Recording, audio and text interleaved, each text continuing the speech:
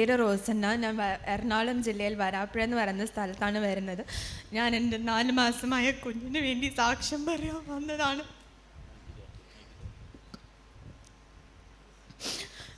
എൻ്റെ 7th month പ്രഗ്നൻസിയിൽ scan ചെയ്തപ്പോൾ കണ്ടുപിടിച്ചു കുഞ്ഞിൻ്റെ ലെഫ്റ്റ് കിഡ്നി ഭയങ്കരമായിട്ട് വീർത്തിരിക്കുന്നു എന്ന്. സാധാരണ ഒരു 5-7 മില്ലിമീറ്റർ ഉണ്ടാവുന്ന സ്ഥലത്ത് എൻ്റെ കുഞ്ഞിൻ്റെ ഇടതേ കിഡ്നി 28 mm ആയിരുന്നു. അപ്പോൾ ഡോക്ടർ പറഞ്ഞു ഇതിന്. അപ്പോഴത്തന്നെ ആസ്റ്റർ മെഡിസിറ്റിയിലായിരുന്നു. അപ്പോൾ സർജനെ കാണാൻ പറഞ്ഞു. അവൻ ജനിക്കുന്നതിന് മുമ്പ് തന്നെ അവൻ്റെ സർജറി ചെയ്യണമെന്ന് വിധിക്കപ്പെട്ടായിരുന്നു.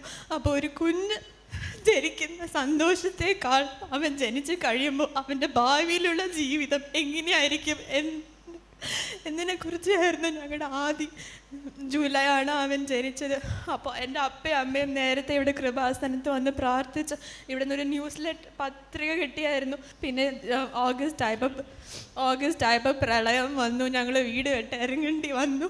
അപ്പോൾ ന്യൂസ് ലെറ്റർ എടുക്കാൻ പറ്റിയില്ല. പിന്നെ 3 മാസം കഴിഞ്ഞ് സ്കാൻ ചെയ്യാൻ കുഞ്ഞിന് 3 മാസം ആവട്ടെ, അത് കഴിഞ്ഞിട്ട് നമുക്ക് സർജറി ചെയ്യാം, അവൻ കുറച്ചും കൂടി വലുതാവട്ടെ എന്ന് പറഞ്ഞു. 3 മാസം ഞങ്ങൾ സ്കാൻ ചെയ്യാൻ പോയി. അപ്പോഴും ഇത് 28 മില്ലിമീറ്റർ ആയിട്ട് എന്നെ നിൽക്കുന്നുണ്ടായിരുന്നു. പിന്നെ വേറൊരു സ്കാൻ കൂടി ചെയ്തായിരുന്നു. അതിൽ കിഡ്നിക്ക് എത്ര പ്രവർത്തനം ഉണ്ടെന്ന് അറിയാൻ വേണ്ടിയിട്ടുള്ള സ്കാനായിരുന്നു. അപ്പോൾ അവൻ്റെ ഇടത്തെ കിഡ്നിക്ക് ആകെ 11% മാത്രമേ പ്രവർത്തനം ഉണ്ടായിരുന്നുള്ളൂ. വലത്തെ കിഡ്നിയായിരുന്നു എല്ലാ പ്രവർത്തനവും ചെയ്തുകൊണ്ടിരുന്നത്. അപ്പോൾ ഡോക്ടർ പറഞ്ഞു സാധാരണ രീതിയിൽ 10% അല്ലെങ്കിൽ അതിന് താഴെയാണ് പ്രവർത്തനമെങ്കിൽ ഞങ്ങൾ ആ കിഡ്നീനെ മുറിച്ച് മാറ്റും. എന്നാലും പറഞ്ഞുകൊണ്ടിരുന്നു, എന്നാലും കുഴപ്പമില്ല, അവൻ സാധാരണ ആൾക്കാരെ പോലെ തന്നെ ജീവിക്കും. അപ്പം ഞാൻ വിചാരിച്ചു ജീവിതം തുടങ്ങിയിട്ടും കൂടി പോലും ഇല്ലാത്തൊരു കുഞ്ഞിന് ഒരു കിഡ്നി. ദൈവത്തിൻ്റെ സൃഷ്ടിയിൽ നമുക്ക് എല്ലാവർക്കും 2 കിഡ്നിയാണ് വേണ്ടത്. അത് 2 കിഡ്നി ആവശ്യമില്ലെങ്കിൽ പിന്നെ ദൈവം തന്നെ അങ്ങനെ ഉണ്ടാക്കില്ലല്ലോ എന്ന് പ്രാർത്ഥിച്ചു. ഞാൻ എൻ്റെ ഭർത്താവിൻ്റെ അടുത്ത് പറഞ്ഞു, ഒരു കിഡ്നിയാണ് ചോദിച്ചിരുന്നെങ്കിൽ നമുക്കുള്ളത് എടുത്ത് മാറ്റി കൊടുക്കായിരുന്നു, നമുക്ക് 2 പേർക്കും മാച്ചായി നമുക്ക് എടുത്ത് കൊടുക്കാൻ ഞാൻ ഭർത്താവിൻ്റെ അടുത്ത് പലപ്പോഴും പറയുമായിരുന്നു. പക്ഷെ എന്നാലും ഡോക്ടേഴ്സ് അതൊന്നും പറഞ്ഞില്ല, മുറിച്ച് മാറ്റണം എന്ന് തന്നെ പറഞ്ഞു. അപ്പോൾ ഞങ്ങൾ ഡേറ്റ് December 5 സർജറിക്ക് ഞങ്ങൾ ഫിക്സ് ചെയ്തു. അപ്പോൾ December 1 ശനിയാഴ്ചയായിരുന്നു. അപ്പോൾ ഞാൻ പറഞ്ഞു എനിക്ക് കൃപാസനത്തിൽ പോകണം. അപ്പോൾ അന്ന് ശനിയാഴ്ചയാണ്, മാതാവിൻ്റെ ദിവസമാണ്. അപ്പോൾ ഞങ്ങളുടെ ഉള്ളിൽ ഇവിടെ ഭയങ്കര തിരക്കായിരിക്കും, ചെറിയ കുഞ്ഞിനും കൊണ്ട് എങ്ങനെയാണ് വരാൻ പറ്റുന്നതെന്നൊക്കെ ഞങ്ങൾ വിചാരിച്ചു. പക്ഷെ എന്നാലും ഞങ്ങളിവിടെ വന്നു. ഞങ്ങളിവിടെ എത്തിയപ്പോൾ 4:45 സമയം. അപ്പോൾ കൗണ്ടറിലിരിക്കുന്ന ഒരു കൊച്ചു പറഞ്ഞു, ചേച്ചി ഉടമ്പടി എടുക്കുന്ന സമയം കഴിഞ്ഞു എന്ന് പറഞ്ഞു. അപ്പോൾ എന്നാലും ആർക്ക് വേണ്ടിയാണെന്ന് ചോദിച്ചു. ഞാൻ പറഞ്ഞു കുഞ്ഞിന് വേണ്ടിയാന്ന് പറഞ്ഞു. അപ്പോൾ ഉടനെ തന്നെ ഉള്ളിൽ ചെന്ന കൗൺസിലർ അടുത്ത് ചോദിച്ചു, എന്നാൽ ശരി ചേച്ചി വാന്ന് പറഞ്ഞു. ഞാനമ്മ ചേച്ചിയായിരുന്നു എൻ്റെ കൗൺസിലർ. ഞങ്ങൾ അന്ന് വൈകുന്നേരം ആകെ 7 പേര് മാത്രമേ ഉണ്ടായിരുന്നുള്ളൂ ഉടമ്പടി എടുക്കാൻ. അപ്പോൾ അതുകൊണ്ട് നല്ലൊരു കൗൺസിലിങ്ങും നന്നായി ഉടമ്പടി എടുക്കാൻ പറ്റി. December 1 ശനിയാഴ്ച ഞങ്ങളിവിടെ വന്നു. അതായത് കഴിഞ്ഞ ആഴ്ച December 4 ഞങ്ങൾ ആശുപത്രിയിൽ അഡ്മിറ്റ് ആവാൻ ഞങ്ങൾ ചെന്നു.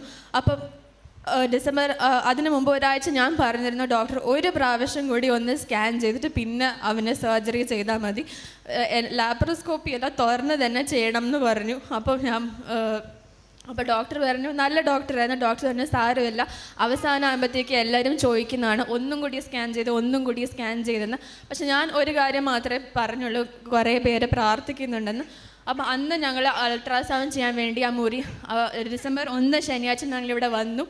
അപ്പം ഉടമ്പടി തൈലവും അവൻ്റെ മേൽ പുരട്ടി പ്രാർത്ഥിച്ചു. ഫേസ്ബുക്കിലൂടെ എല്ലാ സാക്ഷ്യങ്ങൾ കാണുന്ന അവൻ്റെ അടുത്തിരുത്ത് ഞാൻ കണ്ടു. പിന്നെ ഞങ്ങൾ പിന്നെയും പത്രിക ഞങ്ങൾ കിട്ടി. അവന് ഓരോ സാക്ഷ്യം, ആ പത്രികയിലുള്ള ഓരോ സാക്ഷ്യം അവന് കഥ പറയുന്ന പോലെ ഞങ്ങൾ പറഞ്ഞു കൊടുത്തു. അപ്പം ഞാൻ ഉടമ്പടി അനുഗ്രഹിച്ചു, ഉപ്പ് ഞാൻ കഴിച്ചു. അവസാനം 4-ാം തീയതി സ്കാനിങ് മുറിയിൽ പോയപ്പോൾ ഞാൻ ഈ പത്രികയിലെ സാക്ഷിയെല്ലാം വായിച്ചത് പ്രകാരം ഞാൻ മാതാവിൻ്റെ കാശ് രൂപം ആ സ്കാനിങ്ങിൻ്റെ റൂമിൽ ഞാൻ കൊണ്ടുപോയി. അപ്പം അവൻ ഇങ്ങനെ തിരിച്ച് കിടത്തണം സ്കാൻ ചെയ്യാൻ വേണ്ടി. നമ്മുടെ കിഡ്നി നമ്മൾ പുറകിലാണ്. അപ്പോൾ ആ മാതാവിൻ്റെ കാശ് രൂപം അവൻ്റെ പുറകിലായിട്ട് ഞാൻ അങ്ങനെ പിടിച്ചു. അപ്പോൾ റേഡിയോളജിസ്റ്റ് പറഞ്ഞു ഇത്രയല്ല. അപ്പം ഞാൻ പറഞ്ഞു ഇതൊക്കെയാണ് 28 mm ആണ്. അത് കണ്ട സ്കാനിൽ വലിയൊരു ബബിൾ ബോൾ പോലെ നമുക്കത് കാണാം. അപ്പോൾ അത് കണ്ട് ഞാൻ ശീലിച്ചാലും ഞാൻ സ്കാനിൽ ഇങ്ങനെ നോക്കി പക്ഷെ അതൊന്നും കണ്ടില്ല. അപ്പം ആ സമയത്ത് തന്നെ പിറ്റേ ദിവസം അവന് സർജറി ചെയ്യാൻ പോകുന്ന ഡോക്ടർ തക്ക സമയത്ത് അവിടെ വന്നു. പുള്ളി പറഞ്ഞു ഇത് നാളെ അവൻ്റെ പകുതി കിഡ്നി മുറിച്ച് മാറ്റാൻ പോവാന്ന്. ഓപ്പറേഷൻ ചെയ്താലും ഇതൊരു എന്താ പറയുക, സൗഖ്യം പ്രാപിക്കില്ല എന്ന് പറഞ്ഞു. ഉള്ള പ്രവർത്തനം നിലനിർത്തി കൊണ്ടുപോകാൻ വേണ്ടി മാത്രമാണ് ഓപ്പറേഷൻ ചെയ്യുന്നത്. ഇതുകൊണ്ട് ഒരു 5% മാത്രമേ മെച്ചമുണ്ടെങ്കിൽ മെച്ചമുണ്ടാകാം എന്ന് ഡോക്ടർ പറഞ്ഞു. അപ്പോൾ സ്കാൻ അപ്പോൾ പുള്ളി പറഞ്ഞു. പക്ഷേ ഈ കൊച്ചിൻ്റെ അമ്മയ്ക്ക് ഭയങ്കര നിർബന്ധമായിരുന്നു ഒരു ലാസ്റ്റ് സ്കാനും കൂടി ചെയ്യണമെന്ന്. അത് കാരണമാണ് ഞങ്ങളിപ്പോൾ സ്കാൻ ചെയ്യണമെന്ന് ഡോക്ടർ പറഞ്ഞു. അപ്പോൾ റേഡിയോളജിസ്റ്റ് പറഞ്ഞു പക്ഷേ സാർ ഒന്നുമില്ല ഈ സ്കാനിലെന്ന് പറഞ്ഞു. അന്ന്